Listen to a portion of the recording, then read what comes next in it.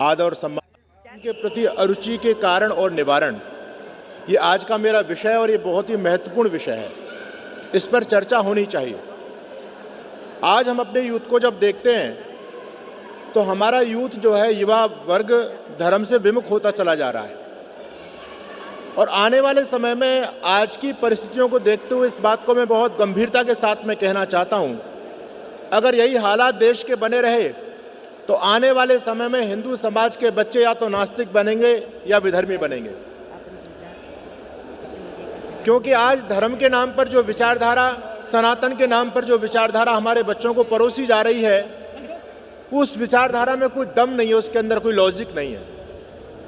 वो दौर जा चुका है जब हमारे लोगों को ये कहा जाता था कि धर्म के प्रति आप तर्क वितर्क मत करो, धर्म केवल आस्था और विश्वास का विषय होता है। लेकिन आजकल के जो बच्चे हैं वो बड़े लॉजिक रखने वाले लोग हैं, वो हर जगह तर्क करते हैं। और जब हमारी उनकी शंकाओं का समाधान हम लॉजिकल तरीके से नहीं कर पाएंगे तो ये निश्चित है कि वो बच्चे अपना धर्म और संस्कृति को तिलांजलि दे देंगे। आज की जो हमारी युवा पीढ़ी धर्म को छोड़ रही है, संस्कृति को छोड़ रही है, इसके दो कारण मेरी समझ में आते हैं। किसी उर्दू के शायर ने लिखा था, खुदा के बंदों को देख, खुदा से मुनकिर हुई है दुनिया, जिसके ऐसे बंदे हैं वो कोई अच्छा खुदा नहीं होगा। आज जिन लोगों के हाथ में धर्म की कमान थी, जो हमारे धर्म के सिंबल बने हुए थे, उन बहुत सारे तथाकथित धर्म गुरुओं के जब आचरण को हमारी युवा पीढ़ी ने देखा तो उनकी धर्म से आस्था ही बिल्कुल खत्म हो गई। महर्षि दयानंद सरस्वती सत्यार्थ प्रकाश के अंदर एक बात कहते हैं, अपने जीवन का सुधार, अपने चरित्र का निर्माण, ये सबसे बड़ी साधना होती है। आप लोगों ने एक कहानी सुनी होगी, जब हम पढ़ते थे तो बाबा भारती की कहानी हम सभी ने सुनी और पढ़ी भी होगी। एक बाबा भारती नाम के संत थे, उनके पास में एक बहुत खूबसूरत घोड़ा था, पुराने समय की बात है। और एक खड़क सिंह डाकू था, उसकी दृष्टि बाबा भारती के घोड़े पर पड़ी हुई थी। अब वो ये सोचता है कि बाबा भारती का घोड़ा मुझे कैसे प्राप्त हो जाए। इसके लिए उसने अपना षड्यंत्र करना प्रारंभ किया।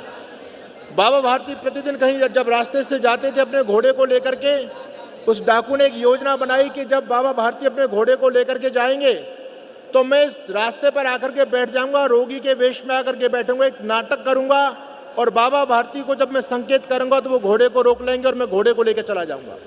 उसने यही काम किया। जब बाबा भारती अपने घोड़े पर सवार होकर के आ रहे थे कि डाकू जो है नाटक करके रोगी के वेश में बैठ जाता है, बड़ा असहाय सा नजर आता है, दुर्बल सा नजर आता है। और जब बाबा भारती को उसने हाथ दिया तो बाबा भारती ने अपने घोड़े की लगाम थाम ली, घोड़े को रोक दिया और कहा, क्या बात है? तो ये डाकू खड़क सिंह कहता है कि बाबा मैं बहुत बीमार हूँ, मुझको चिकित्सा लेने के लिए जाना है, लेकिन मैं पैदल नहीं चल पा रहा हूँ, आपकी मुझे मदद चाहिए, आप मुझे घोड़े पर बिठा लीजिए। बाबा भारती घोड़े से नीचे उतरे और इस डाकू को घोड़े पर बिठाया। इसने घोड़े की लगाम को अपने हाथ में लिया और घोड़े में ऐड मारी और इधर गए उधर गए, बाबा भारती देखते रह गए। वो डाकू अपने षड्यंत्र में सफल हो गया। लेकिन जब वो घोड़े को लेकर के जा रहा था, उस समय बाबा भारती ने जो शब्द कहे, उन दो शब्दों ने डाकू खड़क सिंह के जीवन को परिवर्तित कर दिया। बाबा भारती ने कहा, अरे खड़क सिंह, तूने मेरे से घोड़ा लिया, घोड़ा मेरे से चला गया, इस बात का मुझे कोई अफसोस नहीं है, लेकिन तूने जो तरीका अपनाया, ये तरीका निश्चित रूप से बहुत ही दुखद है। अरे तूने तो ऐसा काम कर दिया कि आने वाले समय में कोई गरीबों पर विश्वास नहीं करेगा, आने वाले समय में कोई रोगियों पर विश्वास नहीं करेगा, तूने तो विश्वास का गला ही घोट दिया। मान भावों, याद रखना, यदि धर्म की जिम्मेदारी जिन कंधों पर, जिन हाथों पर होती है, यदि उनका आचरण ठीक नहीं होगा तो हमारा युवा वर्ग उनसे क्या प्रेरणा लेगा? वो अपने धर्म को स्वतः छोड़ते चले जाएंगे। आज बहुत सारे धर्म के ठेकेदार जेलों में दंड पेल रहे हैं। जब ऐसे लोगों का आचरण हमारा युवा वर्ग देखता है तो निश्चित वो धर्म से विमुख हो ही जाएगा। दूसरी बात, हमारे धर्मगुरुओं के द्वारा हमारे धर्म की लोगों ने अपनी सहूलियत के हिसाब से परिभाषाएं की। ऐसी परंपरा हमारे धर्म के अंदर डाली गई जिन चीज़ों का धर्म से कोई भी लेना देना नहीं था, लेकिन लोगों ने अपने धंधे चलाने के लिए उनको धर्म का अमली जामा पहना दिया। आज अंधविश्वास, पाखंड, अविद्या, ढोंग धर्म के नाम पर चरम सीमा पर समाज में फैल रही है। आज हमारा जो हिंदू धर्म है वो केवल और केवल मनोरंजन का माध्यम बन करके रह गया है। उसमें कोई अध्यात्म नहीं है, उसमें कोई साधना नहीं है, उसमें कोई लॉजिक नहीं है। जब कोई पढ़ा लिखा नौजवान आज भी कहीं साधना के उसके मन में भाव जागृत होते हैं तो वो दूसरे पंथों की तरफ देखता है, उनके मंचों पर जाकर के, उनके कैंपों में जाकर के शरण लेता है। सोचने वाली बात यह है कि हमारे पास ये पद्धतियां नहीं है, क्या हमारे पास वो ज्ञान नहीं है? सब कुछ हमारे पास में है, लेकिन हमारे धर्मगुरुओं ने धर्म को केवल मनोरंजन का माध्यम बना दिया। आज हिंदू धर्म केवल मनोरंजन बनकर के रह गया है। आज हमारे धर्म के केंद्र केवल नाच गाने के स्थान बनकर के रह गए हैं।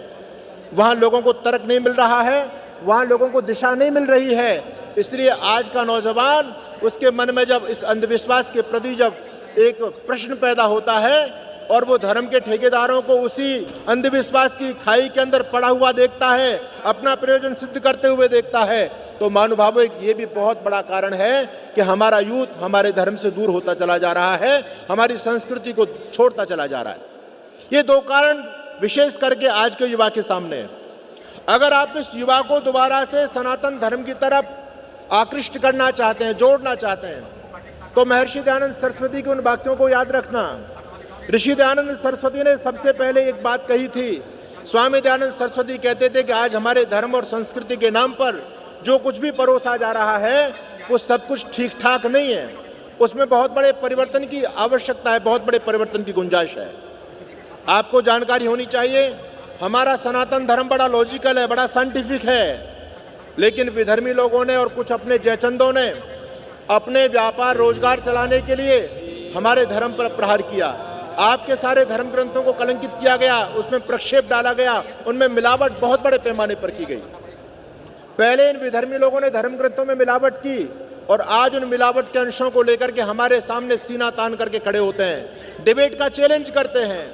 लेकिन हमारे कोई भी पौराणिक सनातनी धर्मगुरु के पास में उनके प्रश्नों का जवाब नहीं है। उनके प्रश्नों का जवाब मिलता तो ऋषि दयानंद के मंच से मिलता है। जब वो धर्म और अध्यात्म को लेकर के प्रश्न करते हैं तो उस समय आर्य समाज के विद्वान उनके सामने सिरा तान करके खड़े होते हैं। इसलिए रामधारी सिंह दिनकर ने लिखा था, स्वामी दयानंद से पहले हिंदू फुसफुसिया जीव था। फुसफुसिया का मतलब होता जो बिल्कुल गिरा हुआ, बिल्कुल निसहाय, जिसके अंदर कोई ताकत नहीं होती, जो कभी खड़ा नहीं हो सकता। ठीक वही स्थिति आर्य समाज के प्रादुर्भाव से पहले थी। जब विधर्मी हमारे धर्म को लेकर के, संस्कृति को लेकर के जब आक्षेप करते थे, प्रश्न करते थे, तो हमारे पास में उनके प्रश्नों का कोई जवाब नहीं हुआ करता था।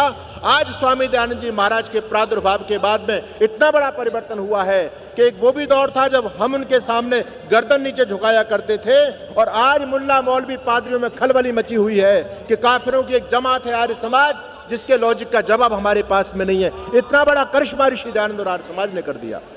बंधु, आज सोचने की आवश्यकता है। आजकल लड़ाई का दौर चल रहा है और दो लड़ाई होती है, एक लड़ाई होती है हथियार की और एक लड़ाई होती है विचार की।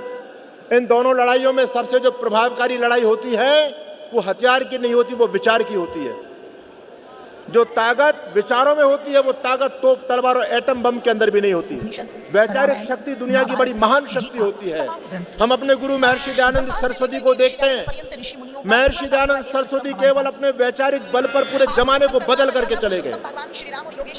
था कुल जगत विरोधी, फिर भी ऋषि दयानंद ध्वज आर्य संस्कृति का फहरा गया अकेला। अरे चिंतन करने की बात है कि उस ऋषि के पास कोई शस्त्र नहीं था, उस ऋषि के हाथ में कोई तोप नहीं थी, कोई तलवार नहीं थी, ऋषि के हाथ में कोई डंडा भी नहीं था, लेकिन ऋषि जमाने को बदल करके चले गए। ऋषि का सबसे बड़ा अस्त्र था तो उनका विचार था। मैं निवेदन आपके बीच में करना चाहता हूं कि विचार हमारे जीवन की बहुत महत्वपूर्ण पूंजी होती है। हमारे सनातन की विचारधारा बड़ी लॉजिक थी, बड़ी साइंटिफिक थी, लेकिन इन विधर्मी लोगों ने हमारी उस विचारधारा को कुंद कर दिया। मनुस्मृति में, महाभारत में, रामायण में, सारे आपके ऐतिहासिक ग्रंथों में बहुत बड़े पैमाने पर मिलावट कर दी गई, जिससे आने वाले समय में हिंदू समाज अपने धर्म, अपनी संस्कृति और अपने महापुरुषों से अपनी आस्था को डिगा सके। ये षड्यंत्र हमारे साथ में किया। महर्षि दयानंद सरस्वती ने सबसे पहले हमारा ध्यान आकृष्ट करते हुए कहा, सबसे पहले ऋषि ने हिम्मत की इस बात को कहने की कि तुम्हारे धर्म ग्रंथों में जो कुछ भी लिखा है वो सर्वांश में सही नहीं है। ये कोई मामूली बात नहीं है इस बात को कहना। आज हिम्मत नहीं है कि आप किसी की मान्यता का खंडन भी कर दें, लेकिन उस दौर में जब यहाँ बाबा वाक्यम प्रमाणम माना जाता था, संस्कृत की हर लिखी पंक्ति प्रमाण मानी जाती थी, वेद के मंत्र की तरह, उस दौर में ऋषि दयानंद सरस्वती ने कहा था कि तुम्हारे ग्रंथों में जो कुछ भी लिखा है वो सर्वांश में सही नहीं है, इसमें बहुत बड़े पैमाने पर मिलावट हुई है और मिलावट का कारण केवल एक था कि हमारी नस्लों को हमसे दूर किया जाए, योगेश्वर कृष्ण के भक्तों को योगेश्वर कृष्ण से दूर किया जाए। अरे राम के भक्तों को लोगों ने राम से दूर कर दिया। आपके इस देश के अंदर आप भगवान राम की अर्चना करते हैं, पूजा करते हैं, वंदना करते हैं, लेकिन इस देश में एक ऐसी भी बहुत बड़ी लॉबी खड़ी हो गई है, एक ऐसा बहुत बड़ा विचार इस देश में चल रहा है, एक बहुत बड़ा वर्ग है जिनके एक हाथ में चित्र होता है और एक हाथ में जूता होता है और भगवान राम के चित्र में जूते मारते हैं और कहते हैं राम नहीं हत्यारा है, शंभू ऋषि को मारा है। कितना बड़ा षड्यंत्र! रामायण में मिलावट करने के चलते एक बहुत बड़ा वर्ग हमसे दूर कर दिया गया। बंधु, कौन किसको इसकी चिंता है? इसकी चिंता हुई महर्षि दयानंद सरस्वती को। तो ऋषि दयानंद सरस्वती ने हमको एक विचार की ढाल दी है, ऋषि दयानंद सरस्वती ने हमको तर्क दिया है। अगर आज हम अपने युवा को तर्क देने में कामयाब हो गए तो निश्चित रूप से आपकी पीढ़ियां बच सकती हैं, क्योंकि आज का युवक तर्क चाहता है, लॉजिक चाहता है और लॉजिक आपको मिलेगा तो सनातन धर्म के अंदर मिलेगा। और सनातन धर्म का विशुद्ध रूप आप जानना चाहते हैं कि सनातन धर्म क्या है, तो हम सनातनी लोगों के पास में अपने सनातन धर्म को समझने के लिए सबसे कोई प्रामाणिक और तार्किक कोई पुस्तक है, उस पुस्तक का नाम है सत्यार्थ प्रकाश। अगर आप घर घर तक सत्यार्थ प्रकाश पहुंचा सकते हो, अगर ऋषि दयानंद के जो वैदिक सिद्धांतों को घर घर तक आप पहुंचाने में कामयाब हो जाते हो, तो बंधु आने वाली नस्लों को कोई फर्क पड़ने वाला नहीं है। आज मैं देखता हूं, बड़ा दुर्भाग्य है इस देश का, मुझे बड़ा दुख होता है कि हिंदुओं के बच्चों पर काल मंडरा रहा है। मुसलमानों को चिंता नहीं कि हमारा बच्चा धर्म छोड़ करके जाएगा, क्रिश्चियनिटी को कोई चिंता नहीं कि हमारा बच्चा धर्म परिवर्तन करेगा, लेकिन चिंता तो हम लोगों को है, रोज चिंता हो रही है और रोज हजारों की संख्या में रामकृष्ण के वंशज, किसी के सिर पर गोल टोपी आ रही है तो किसी के गले में क्रॉस का निशान आता चला जा रहा है। किसको चिंता है? चिंतन करने की आज आवश्यकता है। बंधुओं, महर्षि दयानंद सरस्वती ने तभी इस बात को कहा था, ऋषि ने जो खंडन किया, खंडन होना बहुत जरूरी है। ऋषि दयानंद सरस्वती कहते थे, बिना सत्योपदेश के समाज के उद्धार का दूसरा कोई रास्ता नहीं हो सकता। आर्यो, ये जिम्मेदारी हमारी थी, ये वैचारिक धरातल ऋषि हमको सौंप करके गए हैं, ये वैचारिक अग्नि बहुत प्रचंड होनी चाहिए। आप इस कार्यक्रम में पहुंचे हैं, ये एक ऐतिहासिक दिव्य और भव्य कार्यक्रम आपके बीच में आयोजित किया जा रहा है। मैं देख रहा हूँ वह संसार में खलबली मची हुई है। मैं दूसरे मतपंथों के लोगों के साथ में जब बैठता हूँ, लोग बड़ी प्रतीक्षा कर रहे हैं कि हमको कहीं से मार्गदर्शन मिले। अरे मार्गदर्शन मिलेगा तो इसी मंच से मिल सकता है, ऋषि दयानंद की तार्किक शक्ति से मिल सकता है। हमारी विचारधारा कुंद नहीं होनी चाहिए, हमारा स्वाध्याय मंद नहीं होना चाहिए, हमारा जो शास्त्रार्थ की परंपरा थी वो बंद नहीं होनी चाहिए। आर्य समाज के प्रचार का रास्ता निरंतर अनवरत रूप से चलते रहना चाहिए, तब आपका भारत बचेगा, आपकी संस्कृति और आपके बच्चे बच पाएंगे। आज मैं देख रहा हूं कि हमारे बच्चों से ऐसे प्रश्न पूछे जा रहे हैं, उन प्रश्नों का जवाब हमारे बच्चों के पास में बिल्कुल नहीं है। और जब उनके पास में जवाब नहीं होगा तो मुल्ला मौलवी पादरियों के सामने वो कब तक अपनी गर्दन नीचे करते रहेंगे, कब तक शर्मसार होते रहेंगे? आखिर उनको विवश होकर के धर्म परिवर्तन करना पड़ जाता है। मैं मानता हूं कि कुछ लोग स्वार्थ से भी धर्म परिवर्तन कर रहे हैं, लेकिन बंधुओं याद रखना, स्वार्थ भी है, लेकिन स्वार्थ से बड़ी चीज तो वैचारिक जंग चल रही है देश में। जब हमारे विचारों पर हमला किया जाता है, हमारे पास कोई जवाब नहीं होता, तो पढ़ा लिखा नौजवान धर्म परिवर्तन कर लेता है। इसलिए युवा पीढ़ी को